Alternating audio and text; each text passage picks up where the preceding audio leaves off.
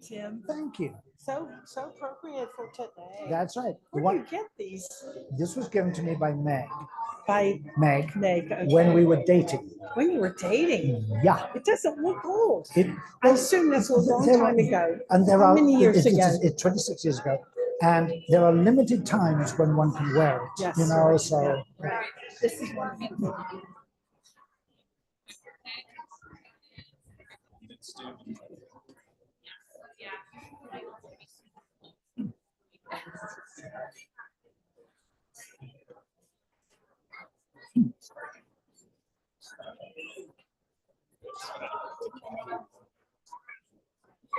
Sorry. How are you, sir? I'm all right. Yourself? Good. When you're ready.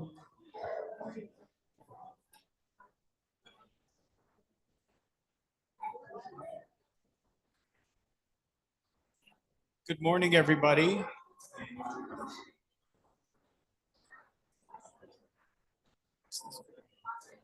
Good morning, everybody. Please get yourself some coffee and refreshment. Good morning.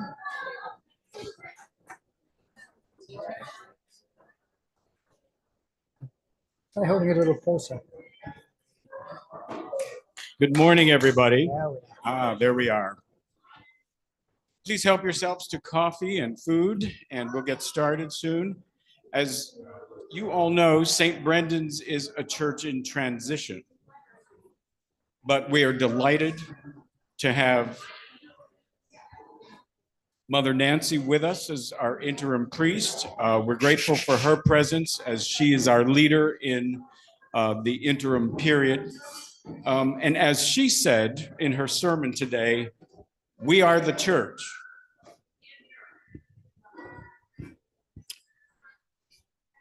Just closer, Tom. Okay, here we are. Okay. Thank you all for coming. We're a church in transition, but along the way, we are grateful and delighted to have Mother Nancy with us as our interim. She will lead us through the period. And as she said today in her sermon, the people are the church. So you will continue St. Brendan's as you have in leading the ministries and participating in activities and in keeping St. Brendan's vibrant and vital. That said, we still need the help and leadership of a strong-willed and determined group, and that's where the Discernment Committee comes in. And I want to make sure that in the next several months, you keep them in your prayers, you support them, because they are working for you and for St. Brendan's, and they are being cognizant of the future and you know, what they do and what they deliver will have a great impact on the future of the church. I just want to say my thanks to the group, Tom Tweedle and Ann Semler, Don Day Quinn, Lauren Ramakrishna, Johanna Rangers, and Grant Shoemaker is also part of the committee, and certainly its chairman, Tim Austin. So without further ado, I will turn this over to Tim.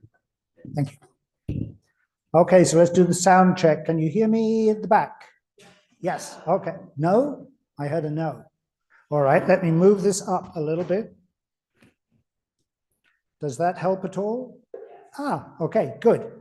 I add my thanks to you for staying here. A little quick note as we get started, which is that, see the purple down the bottom. I know a number of people need to get away, but I want everybody to hear the basic presentation. So let's save questions for the end. That way, those who can stay, but those who need to leave will at least have got the basics of what's going to happen. Okay, so here's how we go. We are going through a discernment process because Mother Robin retired. All right, that was kind of the trigger. That was the thing that got this whole process started.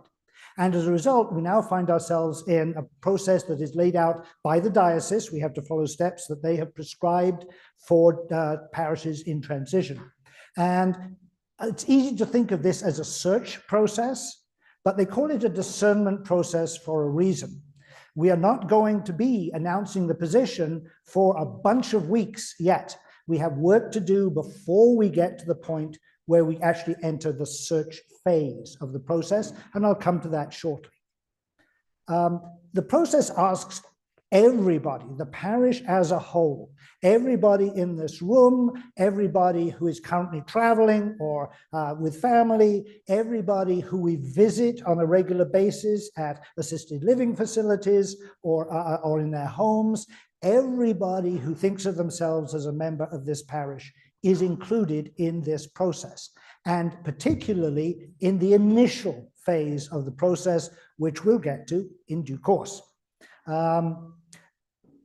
The review process is going to lead us to 3 documents, all right? They are a little bit redundant, but hey, this is a bureaucracy, so yes, that can happen. First of all, there's a thing called the parish profile.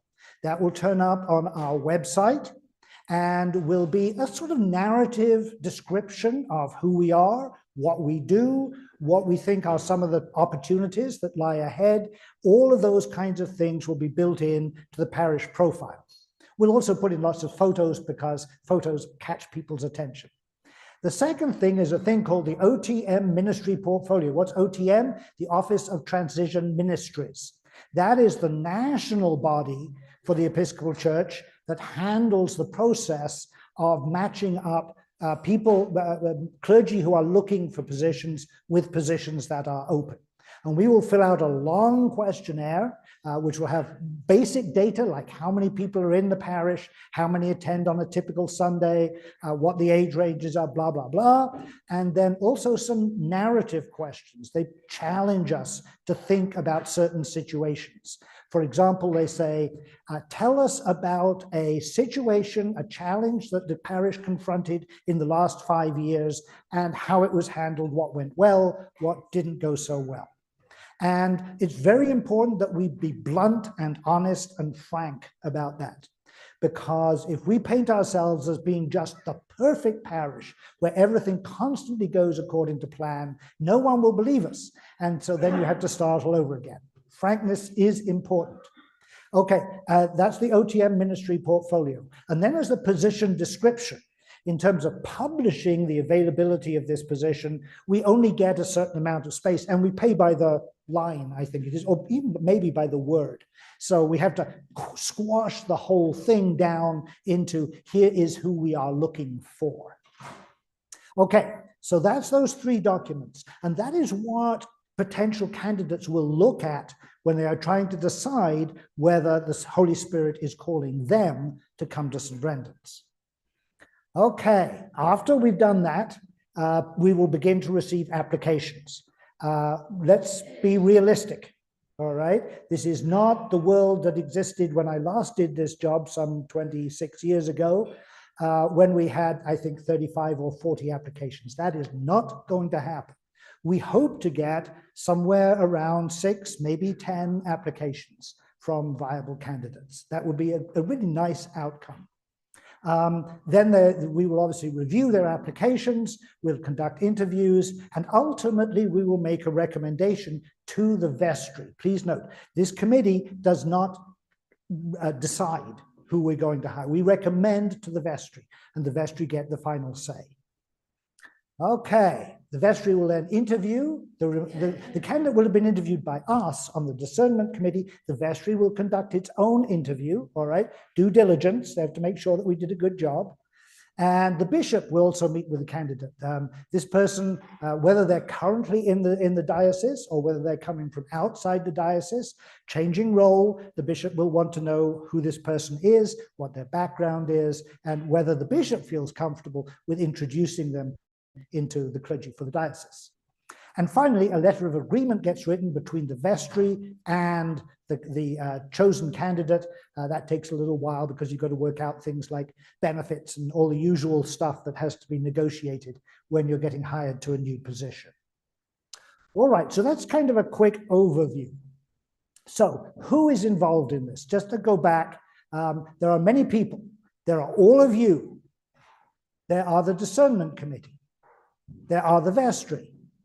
There's also our diocese, right? So the diocese has a hand in this all the way through, and there are the candidates. That's a lot of moving parts, a lot of people who are involved. And one of the key elements is that we must respect the views of all of those different perspectives. All right. That's why in the prayer that we say at the beginning of each service, each Sunday service, we ask for the spirit of openness and generosity and a willingness to acknowledge that it's not necessarily going to be what we want, it's what we feel we can do for the other stakeholders. And most importantly of all, this has to leave room for the Holy Spirit. All right. If any of you want, one day I can tell you the story about how the Holy Spirit intervened the last time I went through this process. As Mother Nancy said this morning, when it happens, you're never quite the same again. The Holy Spirit got very involved last time, and I hope that, maybe not quite so dramatically, but I hope the Spirit will be with us as we go through it this time. All right, so important caveat.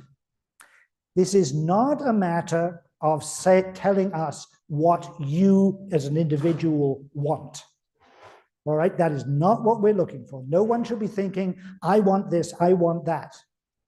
That way we'll end up with a really weird description of what we're looking for. Nor is it a matter of saying what you think other people want. All right, there's always a tendency here. So if you're a relatively recent member of the parish, you might say, well, I don't know, but it sounds like what these other people want is this. Or if you've been here a long time, you might say, I'm getting on, you know, the life of the parish is going to be the younger generation. I'll think what they would like. No, you don't do either of those things. What you're trying to get at is what you think God is asking St. Brendan's to become.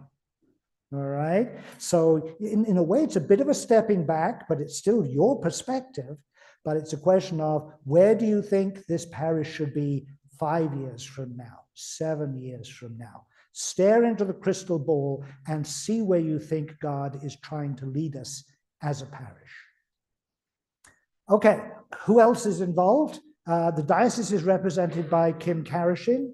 A number of you know her, a very tall lady, canon of the diocese, and she is the person who will be our coach, I guess, the committee's coach.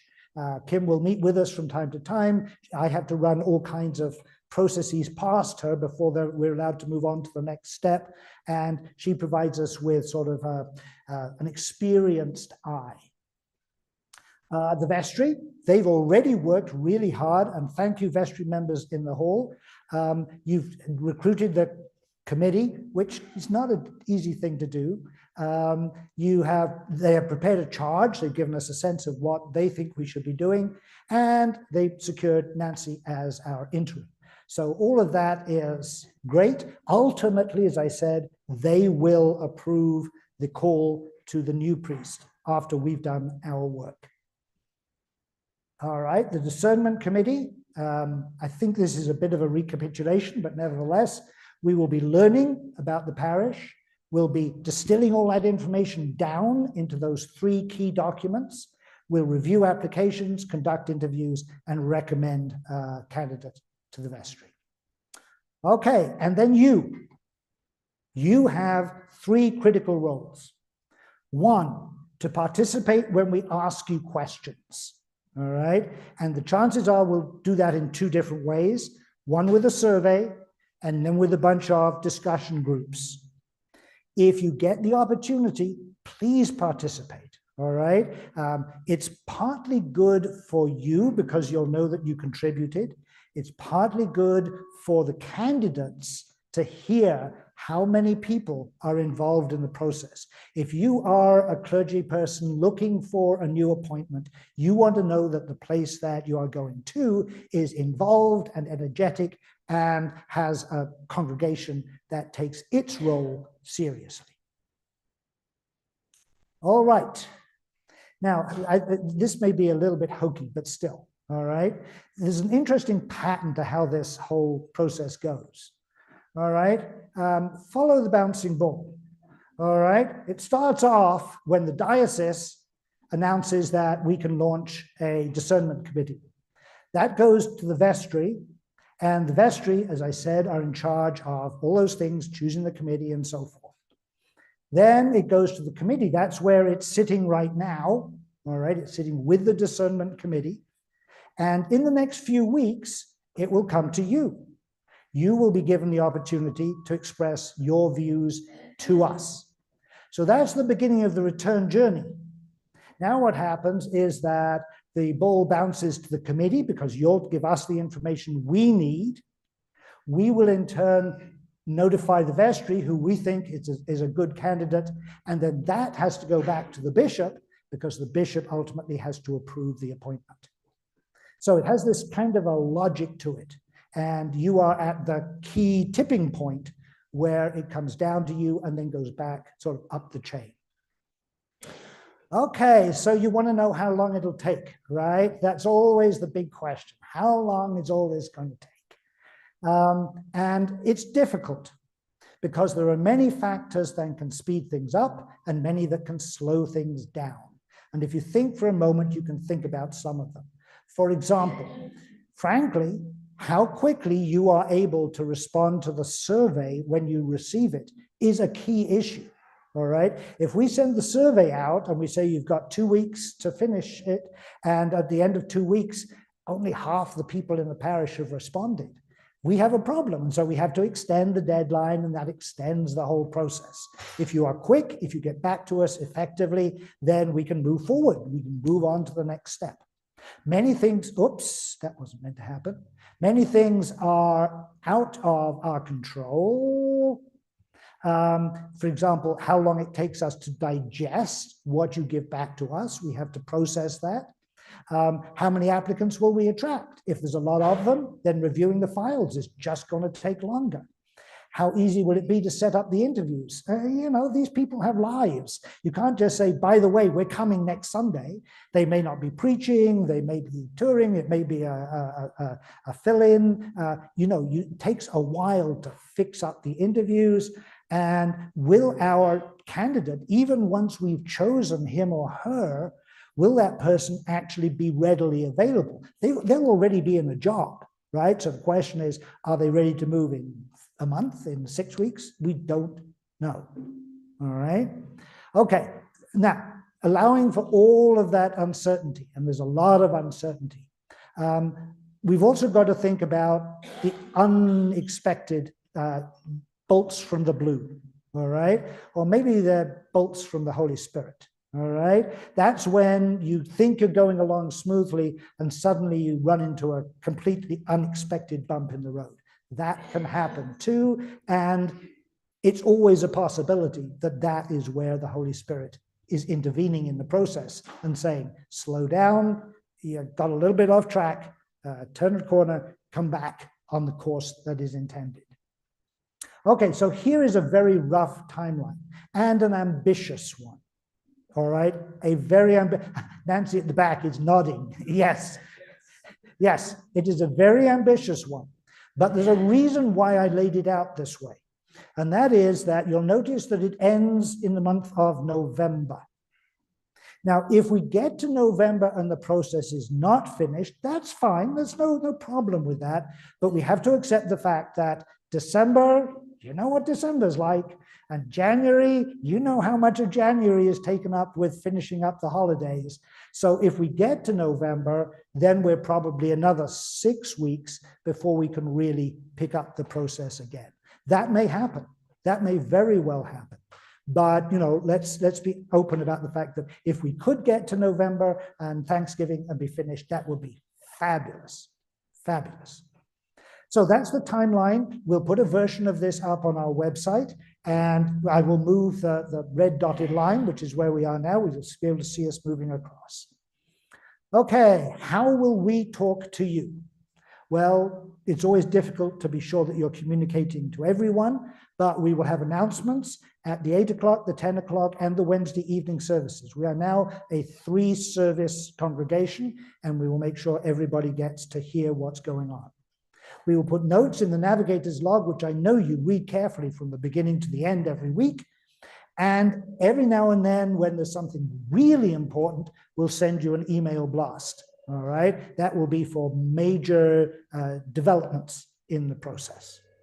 We'll also have our websites already up. By the way, for anybody who does not know, Jen and Bob Mankowski worked with Tom and myself. We have a very fancy new website if you want to go on there. It's very current, all the way down to the Pride Parade. We've got photos in there from the Pride Parade, and we will keep updating it. Why? Because where are candidates going to look in this day and age? They are going to look at our website. And if it was out of date with broken links and all that kind of stuff, that would be a bad sign. Okay, in return, how do you communicate with us? What I ask you not to do is to try and buttonhole a member of the committee during the coffee hour and see if you can't learn out what's really going on. All right? Tempting, but please don't do that. We have set up an email address, discernment@stbrendans.org. Couldn't be simpler. All right? Every message that we receive will be immediately acknowledged, and we'll tell you whether we think we can give you an answer quickly or whether this is something we have to ponder for a little while. But you will get an answer to your question or to your comment. All right? So that's the way to communicate with us. And that way we make sure that we have constant interaction. Okay. The other thing is, and I'll stress this more when we start having candidates, there will be limits on what we can tell you once we have candidates. All right? Many of them will not have told their current congregations that they're looking for another position. Many of them will have family. And the last thing that can happen is that they read on Facebook that St. Brendan's is interested in their application, because then they've got to find out who's read it and they've got to apologize to everybody. And we come off with, I don't know, cream pie in our face. All right. So there will be times when we'll tell you, I know you want to know this, but we're not going to tell you because we can't. All right. Okay. So breaking news. There is a development. All right. And this is truly breaking at this very moment. And that is that about 10 days ago, the Discernment Committee proposed to the vestry that for the parish survey, we would use an outside company. We're going to outsource that work to an outfit called Holy Cow. I know, it's a great name. Great name. They came recommended by Mother Nancy. We did some due diligence and we talked to another canon down at our own diocese and to Canon Karashin, and everybody says they are fantastic. Basically, we haven't yet signed a contract with them because there's a little bit more due diligence that we on the committee have to do this Wednesday at a Wednesday evening meeting. But they will be handling the survey for us. The advantage, there are numbers of advantages. One is speed. They're all ready to go. The questions are ready to go. They can go anytime. And they will likely come out very quickly once we sign the contract. The second thing is they provide a statistician to interpret the results. That person will meet with us and we'll get a proper, they'll make sure we don't draw the wrong conclusions from the things that you say. Also, anonymity, all right? Whatever way you set up a survey drawn up by the committee, it is somehow possible that someone could link a response with the individual. Here, you'll have absolute assurance that nothing identifiable will come from the Holy Cow administrators to us. Their timeline depends. Now, we get to set, how long, for example, is the survey going to be out there? But their timeline can be as short as 6 weeks from soup to nuts. So, and that's a pretty good pace. So we are hoping that we'll be able to use that to move things along in this critical information gathering phase. And that, I think, is about it. The next thing you are likely to hear from the committee is that the survey has been commissioned, that we've got the contract in place, and the dates for when we're going to open the survey and when we're going to close the survey. So that'll probably be your next communication. And we'll follow it up by being utterly obnoxious and reminding you endlessly about how few days you have to complete it. We had a little preliminary discussion in the committee, and we all agreed that if we give you 4 weeks, you'll take 4 weeks.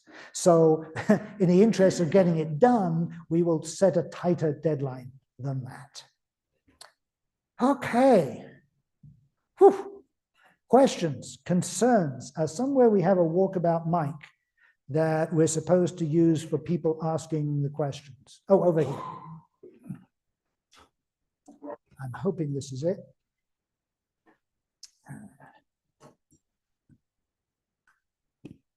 Any questions, concerns, thoughts? Yes, way at the back. Oh, who first? That's all right. Tom, stand up. Whoops. I just want you to know, and Donna, may I have the vestry stand up? Just vestry, if you're here, stand up. So people recognize who you are. You have said, Tim, excellent, excellent presentation. But I want you to know these people, the 3 of us here and the rest of the vestry, do not know what's going on. Do not ask us. We don't know. We're going to look at you like, so don't even try. Don't even try. We truly don't know what's going on. And they're going to do a fabulous job.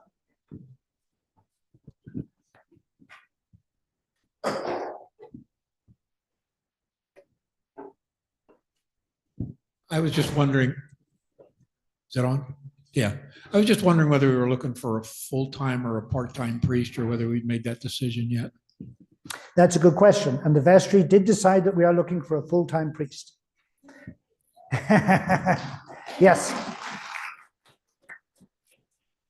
Which hugely increases the pool of interested folks.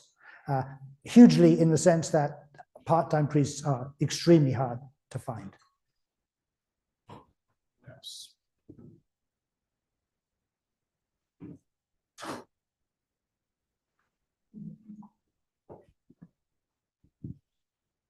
If we're to hire a full-time priest, we have to look at how much we can pay. Somewhere in there, there has to be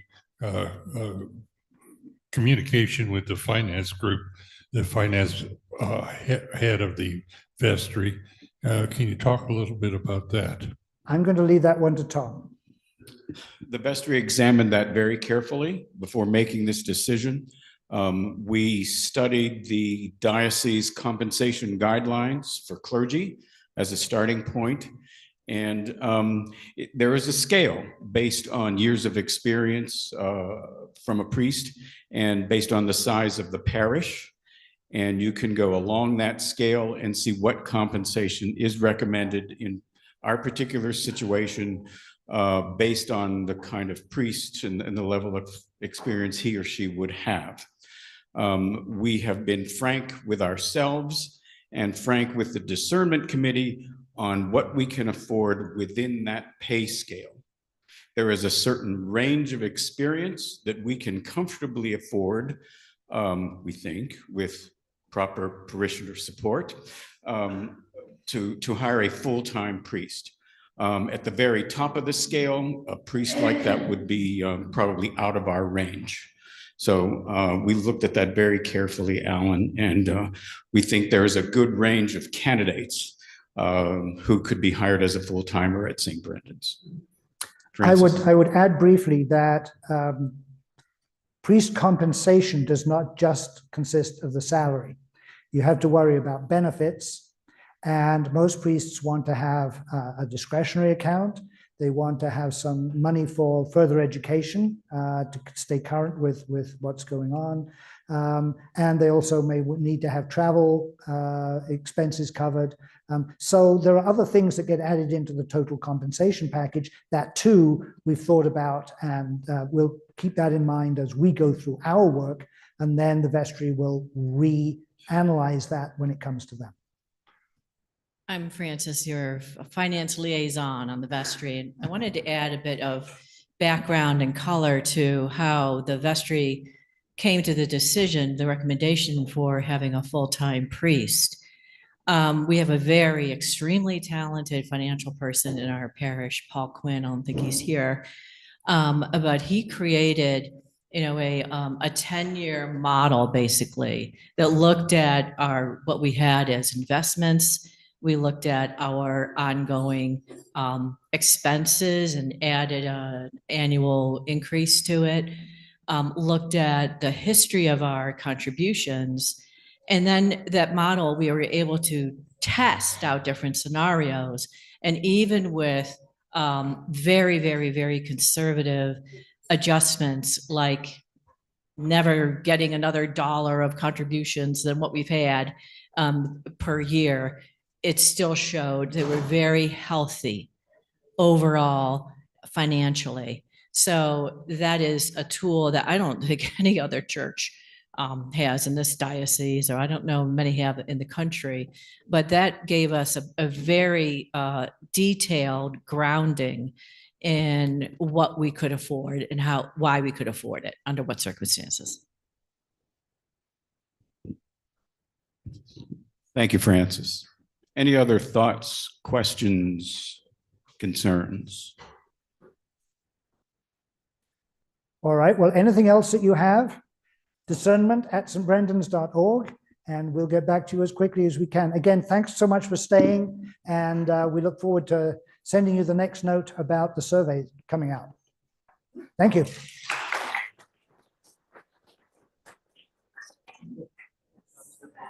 I ask a question? Of course you can. I don't want to be on the discernment committee.